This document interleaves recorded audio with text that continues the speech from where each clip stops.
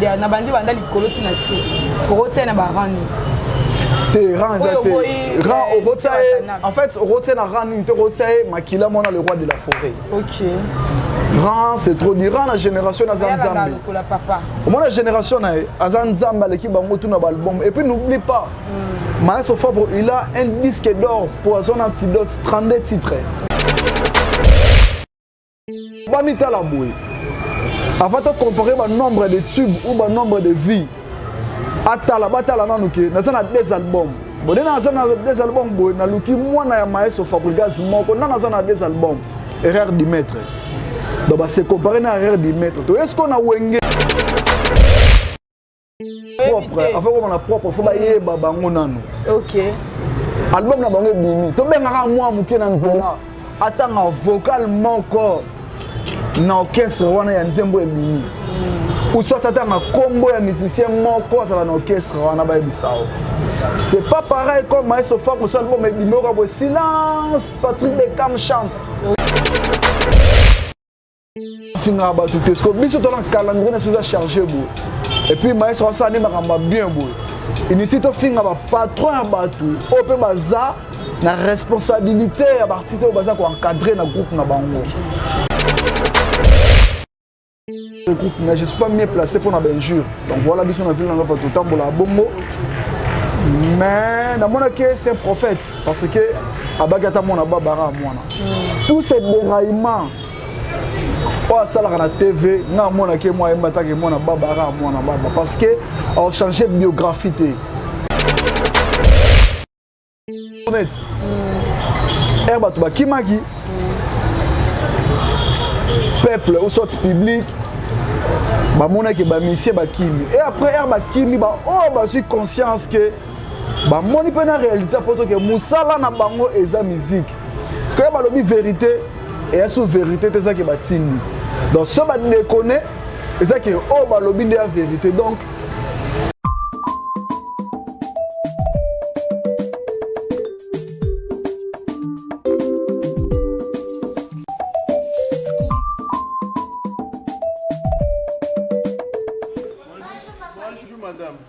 Comment ça va? Ça va bien. Comment ça va? D'ailleurs, je connais Nangai. Et où tu n'as Afrique ici, précisément dans Cape Town. Dans Cape Town? Ah, Cape Town. Qu'est-ce que tu as code de Tindelio? C'est là mon Kenatala.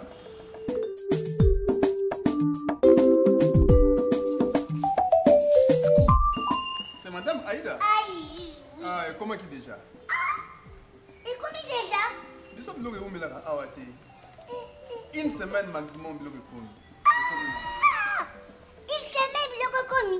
Bien sûr. Maximum. Ouais. Oh my goodness.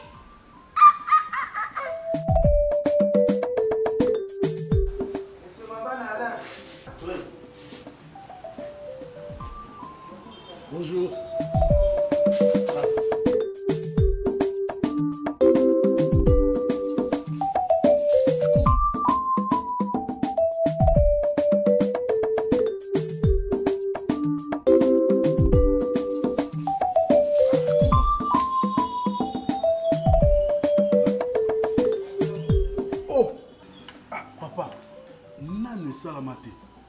Ok, vous avez mon agence, bah pression mon enveloppe et puis na logo. Et ça on a FBT. Oh vraiment, misala nde.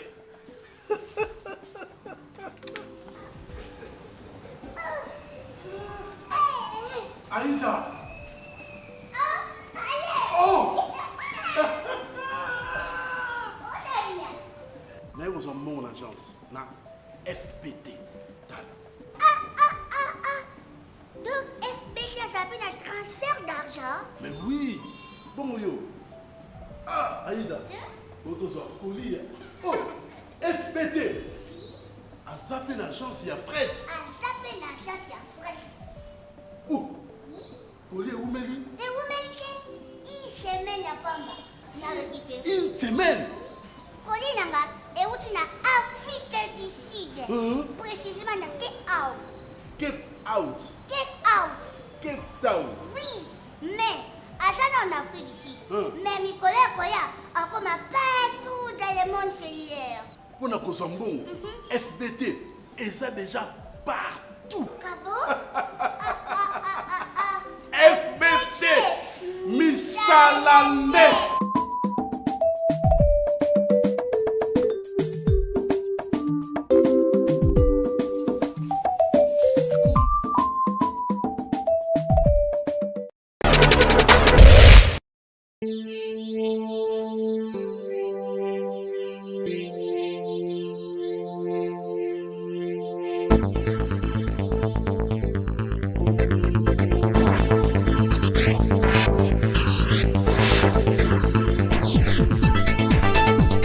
Coucou les gens, salut, Mbote, Nzawe, le Sako, Bodio peut m'abonner tout à Esha News TV. Vous qui aimez votre humble servante, la tigresse de la presse, moi aussi je vous aime énormément. Continuez à liker, continuez à commenter, vos critiques me vont tellement au cœur, non les langues wapi. Toi qui n'es pas encore abonné, abonne-toi parce que Blora bien les kaka na Esha News TV. Directement, je vois Emma Capita, le tout puissant de la presse, Babi Motema Chandra Capita, Maman Najadeït. Hein? Merci à toi, Félix Gola. Derrière les caméras, Babi caméraman a filmé mariage à Elisabeth. Voilà, aujourd'hui, je suis avec le roi de Plaine. Mimi non se playe mon quoi se présenter le long de na zabongo na de toko beta bongo actualité les autres pas net. Directement je commence avec mon invité. Bonjour le roi de Plaine. Ouais, bonjour la tigresse. Donc bonjour tout le monde. Tout bas occasion en ta biso c'est net maman. Bonjour, bonsoir. Voilà. Bon mouvement qui est né. Ouais, donc premièrement on remercier le bon Dieu qui est notre sponsor légal numéro 1. Ainsi que Yemoko, le chef du village, donc Papa Mouelon, Maestro Fabo, Netolo Baraki, Balamba Mouelon, Aboula Mbala. Il y a 3 sacs à Makala, des remorques à Kouni, Baokokate, Baognon, Icône Gêne, moteur dirigé génération O. Donc on appelle ce nom depuis aux États-Unis. Donc il se porte à merveille, ainsi que Villanova Mobimba. On a des carré en 50.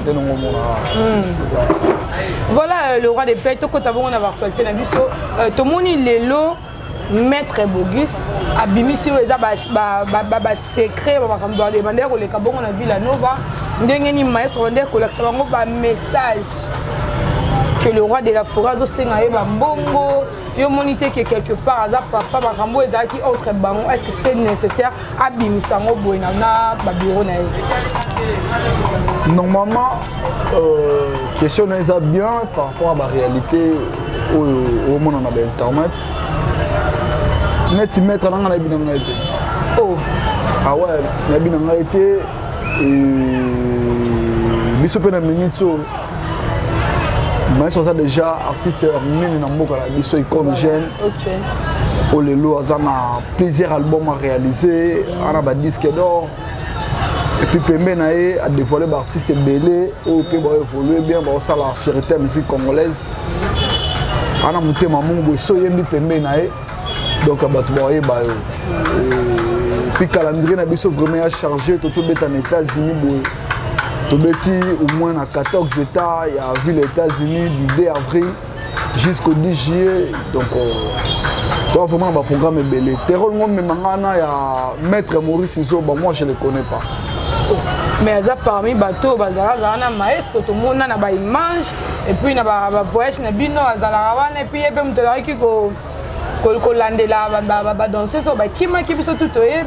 bon, on a une fois en résidence après avant aux États-Unis, on a vu un j'étais fort.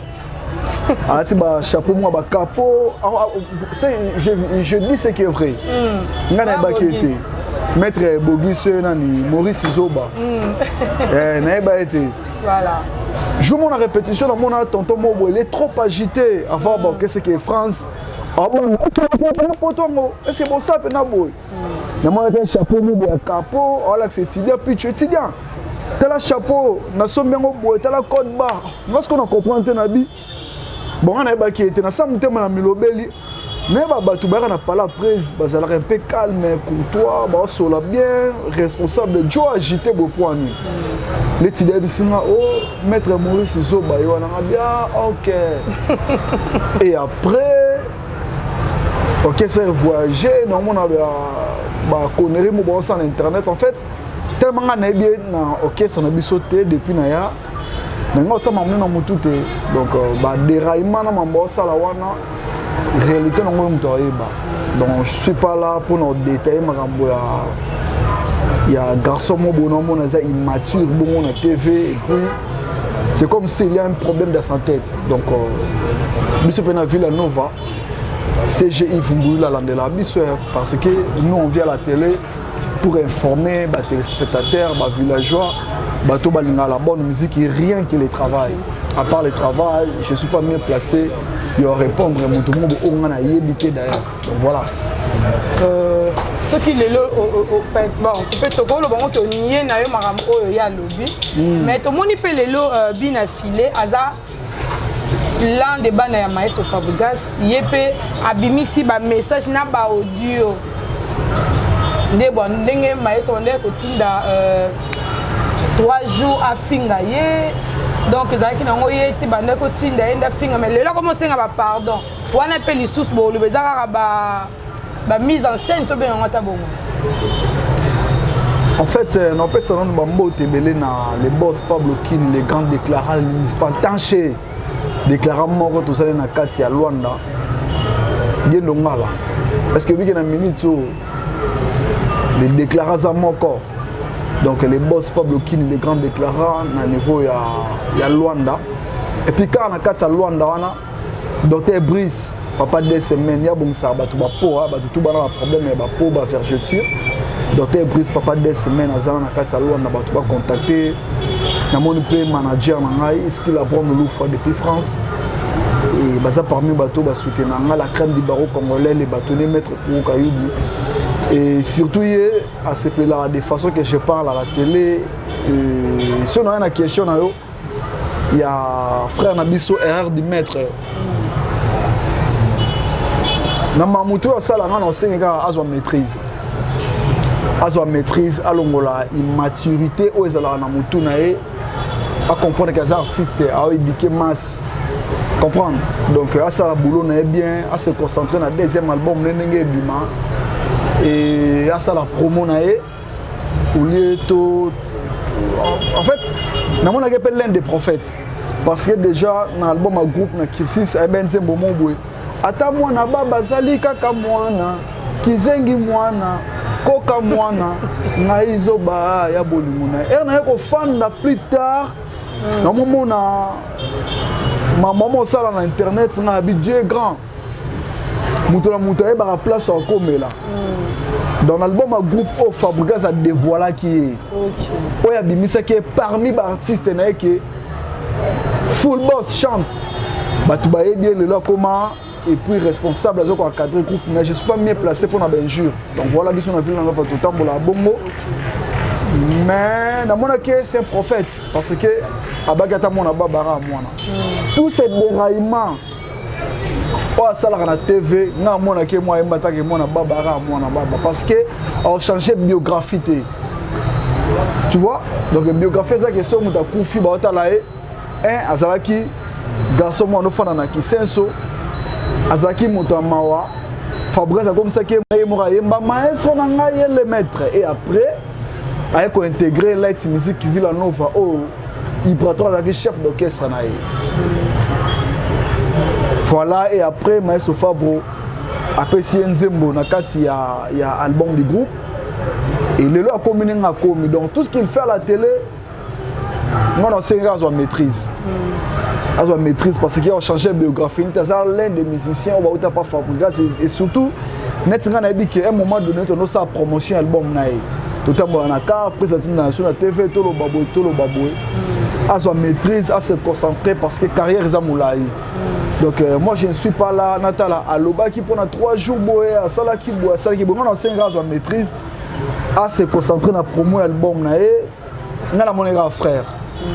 Donc moi je suis moi babara moi nataki zengi boy osala boy aza l'un de nos collègues autozena bon du sein du groupe il y a Maestro Fabregas Villanova à se concentrer dans la promo et à ça boulot bien et à la fierté et puis à l'honneur pour la carrière donc voilà je suis pas mieux placé il y a détaillé à l'oba qui boit ça là à sa maîtrise alors la immaturité à ça dans mon esprit en fait voilà tobo ina biso tende lobi mwana baba zara mwana mais quelque part ba biloko un peu comme moi trop au monde lo soki muta longo ka Villa Nova azolo ba beaucoup plus ezaka ba mabewe le ka kuna na orchestre na bino et bo bayaka ko dévoiler yango na ba média ozomona te quelque part moi mabe moko po ndire za na côté ya maestro Fabregas parce que pour na nini zaka mabe zo ya mingi ka na ngambu na ye to ebite à revoir entourage na ye ou comment Koloma ba musicien déjà seulement le loté au moni rolo ba mabe mututa pe bolamu na ye na ndako nyonso tout na limite que chaque jour papa bersara bana lobo meli coca lobo ke le chocolat lobo nini ya je me soupe papa a di caravane na yeke otambola boete faut tambola boye le loto be lo moko lelo na génération en fait ne ba lo ba 5e génération ça te mais tout est en 5e génération lelo c'est le seul na génération na e pour promouvoir l'artiste c'est Maestro Fabregas. Donc voilà où lelo ezaki ba musicien tellement belé so emi pembe na yo et puis bon sa fierté à musique congolaise c'est déjà important. Pour dévoiler un artiste na mis sur bateau et c'est pas facile. Il y a Soena Pablo Kin le grand déclarant dans Luanda qui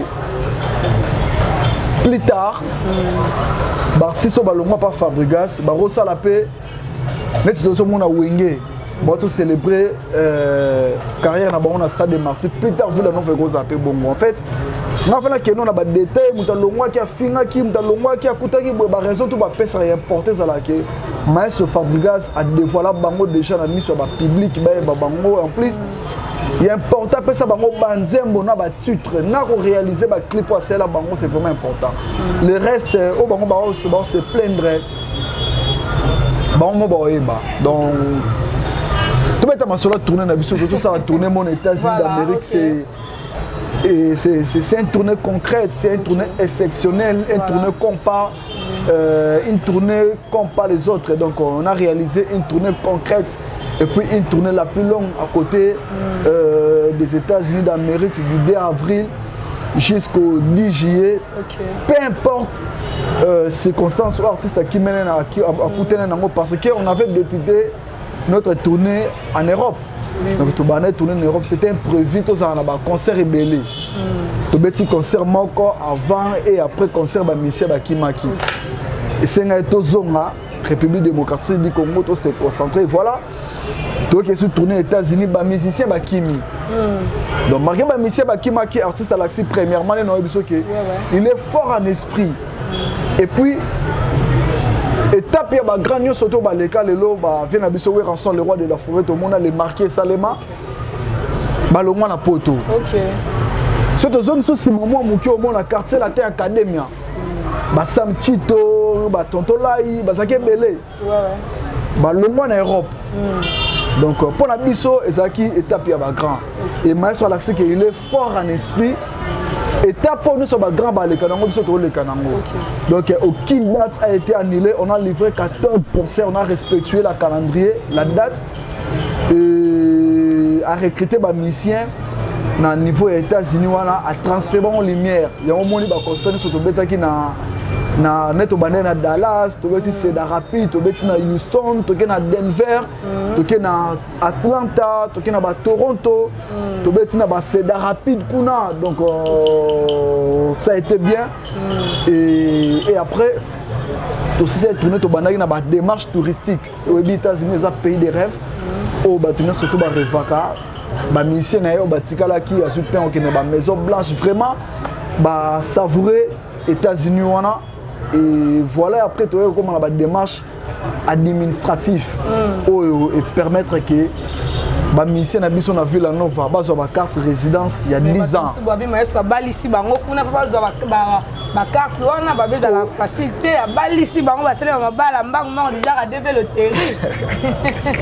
Donc voilà, donc public, et puis les Congolais, les musiciens qui sont la femme, les musiciens qui sont la photo. Donc, être seulement maman l'amboué. Bah mais c'est pas un document comme je suis à l'okuta sauf que net au monde ba acteur na ba assassin na bango Ba village pe bana ba ignorant na bango. Est-ce que ba ignorant ba personne vulnérable. Moi c'est compliqué bango ça té. Faut to laksa bango ki ba sala ka boyer, et sala ka boyer, sala ka boyer. Donc il est important ça que ba mission na biso ba zu ba carte résidence renouvelable pendant 10 ans. Ba komi ba résident aux États-Unis. Et puis le salinga bien. Net aussi ici tourner boy na moni ba tourner so ba fongole ba calendrier. Bon qui est aux États-Unis. Donc voilà, biso to fongole dans nzela mais ça maître suprême. Ndalaksa nzela bala toujours na simanae.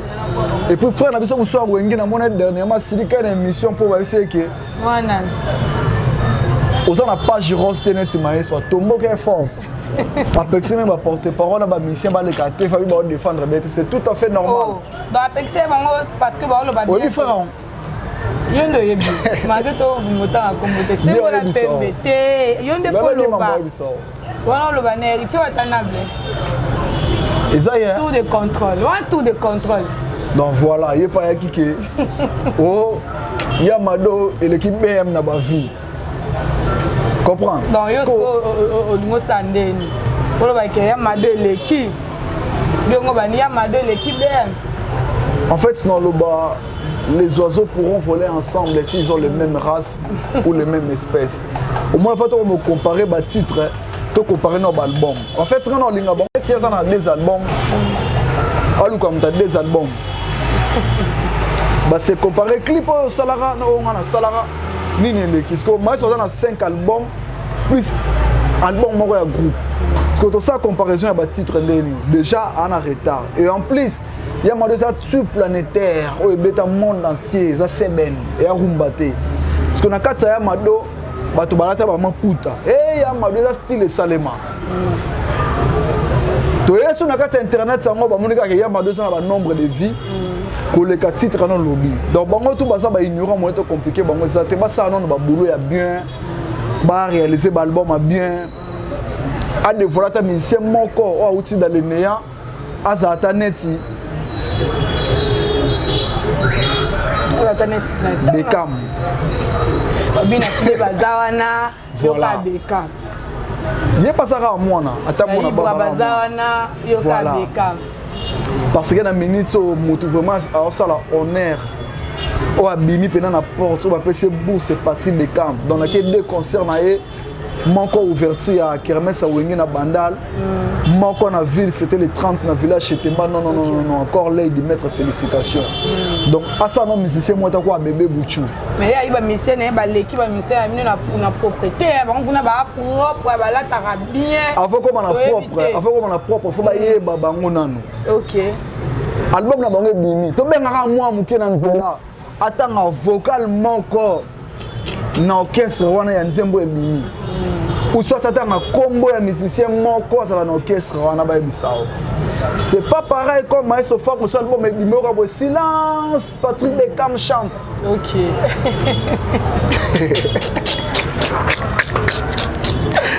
On va les play mystique hein. Donc il y a money de Simbate. T'es Simbate. Parce que d'après eux, si vous avez besoin de Maestro Fab Gaz, vous comparez na ba leader, na bandi banda likoloti na si. Pour retenir na ba rani. T'es rang en fait, au rotier na rani, te rotier makila mona le roi de la forêt. OK. Rang c'est trop dirant la génération na Zanzambe. Moi la génération na Zanzambe l'équipe bango tout na album et puis n'oublie pas Maestro Fabre il a un disque d'or pour son antidote 32 titres. OK. Et puis Maestro Fabre soit sali album Batu balata look parce que frère na biso tango to utane wenge et puis biso mto laksa ke il faut pas qu'on finisse à ce que l'ongwe. Era l'ongwe qui quitte na le roi de la forêt. Wada Maestro Fabre balana le roi de la forêt après ça que respect après ça que va céder. Era comprendre que fabricant ça que na ko pesa céder. Ah boule le non il faut que pesa le roi de la forêt céder. Ah dawa alanda ki mama. Oui, azolanda ni surtout. Et puis biso to la que ce journaliste mon presse to dévoiler à yebani ya zuié. Depuis pas Karine Mokonde c'est la baronne. OK. Nana Moussousou landela ka comprendre. Donc on a un bon conseil va travailler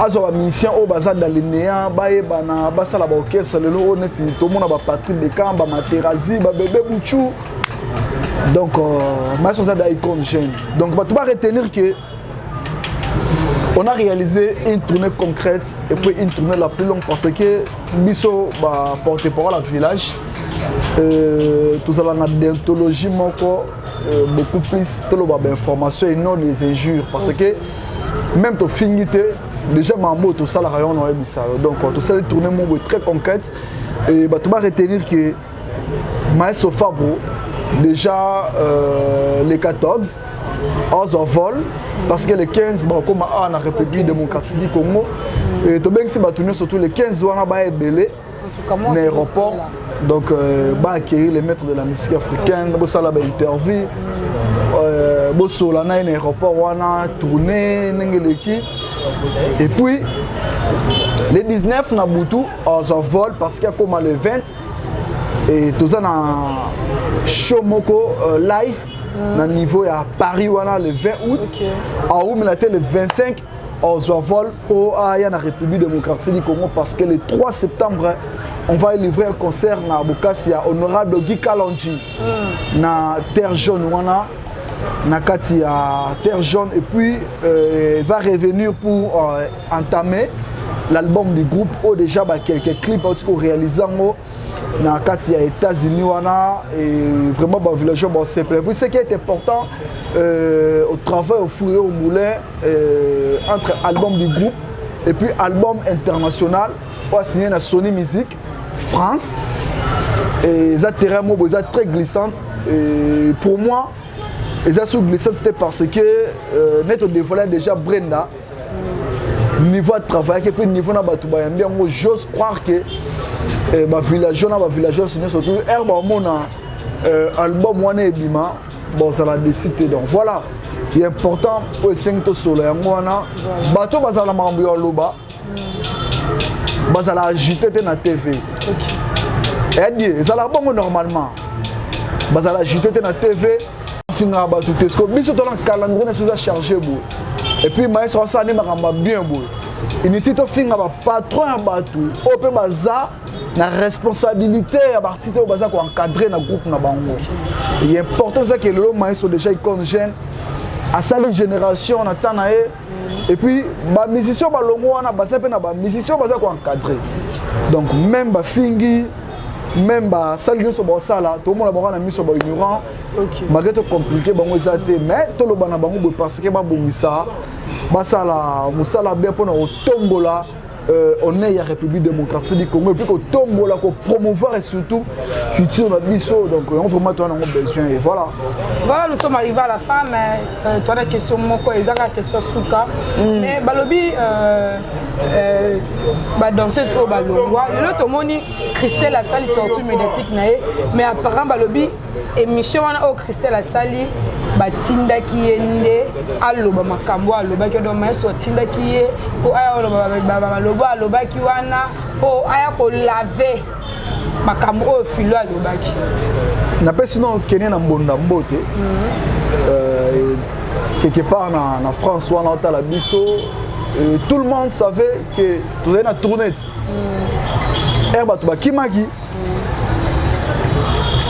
peuple ou soit public ba mona ke ba monsieur ba kimi et après herba kimi ba oh ba suis conscience que ba moni pe na réalité poto que musala na bango eza musique parce que ba lobi vérité et sous vérité c'est ça que ba tindi donc ça ba déconner et ça que oh ba lobi de la vérité donc on complique pas les ignorants donc ne ba loba que vérité et aka na escalier le couteur na ascenseur donc au Christ à lobby eza vérité yango wana mutatindi azate eza ki amoni musala na eza musique ba kosa ki bango pas mettre Maurice Zoba et musala na eza musique il a dit la vérité donc c'est quoi besoin un groupe si Villanova eza porte polele to zante pona pour détruire ma carrière il est important que Christelle il a fait 2 mois et puis bah me maquiller poto voilà il y a un poto pour na Christelle te pour na yeba ki musala na ye. Et pareil na philo. Tout ce qu'ils disent à l'internet. Na limite maman ba on même ki poto. À part musala na ye leader ou soit président ya groupe oza cœur ouverte na ba poulet na ye. A même bango ba déplacer ba ki obeta na poto. Obi combien des orchestres oh eza na king combien de bateaux pe ba longa na wenge musique à maison mère. Oh abeta un concert ou soit ce concert en Europe que n'obeta yemoko. Mais Maestro Fabregas a la qui si ba musicien na qui a ça na moto qui ne to travailler. Et oh et comment qui on a changé déjà l'étape sauf que ba mission ba longwa qui na mona pe Kenya lo ba vérité na ye. Oui. Et na on appelle Christelle lobby oh et comme là qui est espérons qu'il a changé c'est pas apparemment ba ya ba lobby va changer les sous. Et on dit ça moi mon boulot. Espérons va changer tes bâtiments à la même phase. Donc, te défendre ma cause, où est fallait pour promouvoir la culture de la musique congolaise. Oh, le but, c'est la vérité. Mais il y a des Congolais qui sont vraiment compliqués. Si tout le monde est aussi green card, tu as été green card, c'est le couta. Si tu as mis Fabregas, tu as trop. Donc, en fait, tu as boire un flair dans ma baie qui est ma lame. Donc, ce sont les ignorants. On ne complique pas les ignorants parce que les personnes vulnérables tout là qui s'abango parce que fait de fait et mon en a mis sur bateau. Encore merci à tout le monde qui nous ont suivis à ce net moment et je dis un grand merci à boss Pablo Kilaran parce que déclarant na Luanda le dispatanché à Salara encore boss Pablo Kini pour la crève du barreau congolais. Les bâtonniers maître Kourouka Yudi Missamou, PDG Malou Mavoka, Arme Fatale, MDD Business, Fisso Itougou, Dr Brice, Papa Desmen, Yazana Katsalouan, Baza Batou, Oba Soutenangaï, à tout moment. Donc, c'est deux albums. L'album du groupe arrive, ainsi que l'album international. Au Maestro Fabregas, qui n'a pas de colo. Il y a un moment que les oiseaux pourront voler ensemble s'ils ont les mêmes races ou les mêmes espèces. Donc pour tout tabou la ligne manko, faut que la race manko ou soit espèce manko. Ce qu'on va mettre à la bouée. Avant de comparer le nombre de tubes ou le nombre de vies. Ata la batala nanuki, nous avons des albums. Bon, nous avons des albums boy, na luki moi na Maestro Fabregas manko, nous avons des albums. Erreur du maître. Donc c'est comparé na erreur du maître. Est-ce qu'on a wenge? Na wenge pour le moment, dans 5 albums, nous avons Maestro Fabro. À part venir avec Sophie Rigola, les padres, donc on a souhaité sortir malade, vraiment les padres, au moins les padres par rapport à un répertoire costaud, et puis un nombre d'albums, lui c'est un grand frère, Odrosa à comparaison a été, mais le reste Batikali, au Lukina nous, bébé Bouchon a combien des albums? Un album moko c'est comparé na erreur de mettre dans des albums bah c'est nos comparaison bon erreur da Maestro Fabro icon jeune et puis to fongola ce qu'on zela à States na moni bango ni ce ko ba OK na bango States donc comme ta fongola nzela bah là toujours na semana donc nous on est là pour faire la promotion il y a boulot tout ça et puis que promouvoir et surtout bah jeune bah que de liboso no moni Patrick Bekam Boako un clin d'œil à lui donc voilà qu'on ne complique pas les ignorants, les personnes vulnérables. Babouna on a brandé. Puis biso le sous le Kamboza Likolo, album urbain boto ça là. On complique pas les ignorants. Donc voilà. Numéro de téléphone. Tu as contact Nabiso. Donc tu as roi de play. En tant que chargé de communication, il y a Maestro Fabro parce que dans la rang, je n'ai pas fait. Il y a ça présidentiel, confidentiel, familial. Moi, je suis chargé de communication. Puis, nous avons porte-parole, surtout donc, je suis en piste 143 89 12 13 770. Donc, piste 143 89 12 13 772. Plus de détails. Au stade administratif, dans le code Sabarona CG pour en parler de plus. Donc voilà. Ok, merci d'avoir accepté mon invitation. Un grand merci à toi, le roi de Play. Voilà, comme la personne a souka maintenant au Kabana Boete, sans remercier vos abonnés à Esha News et TV pour la fidélité, vos messages à Kopé Sabiso. Abonnez-vous encore une fois, vos messages, vos critiques. Un grand merci à toi, Emma Capital, et tout puissant de la presse, pour la confiance aux OPS à la tigresse de la presse. Directement, on a profité de la Richard Makuka, l'homme de Kokiriko. Pourquoi pas elle, nous, tout le patriage. Hein? Joyeux anniversaire à toi, Bob Zatara, l'homme unique au monde. Plein de bonnes choses, de succès, à la partage. Tokutanabongo, à la prochaine. Bisous, bye.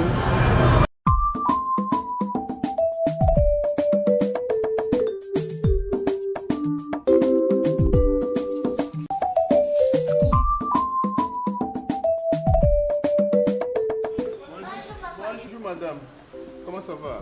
Ça va bien? D'ailleurs, j'ai connu Nangai. Et où tu n'as Afrique ici, précisément dans Cape Town. Na Cape Town? Ah, Cape Town. Pesa ngai code watindelio. Zela mukena tala.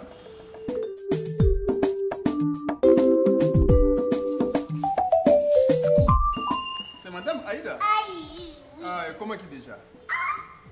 Et comment déjà? Nous sommes là où Milana Awate.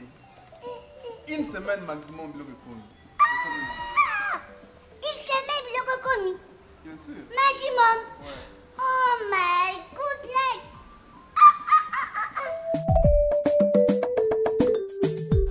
Monsieur Mabana Alain. Oui. Bonjour.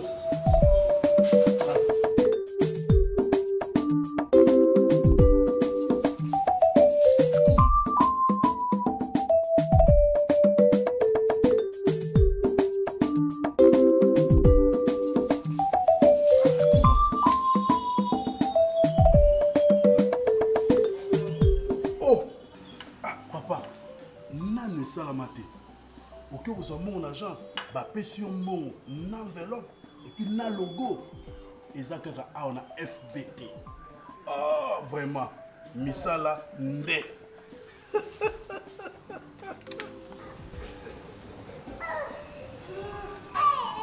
Aïda.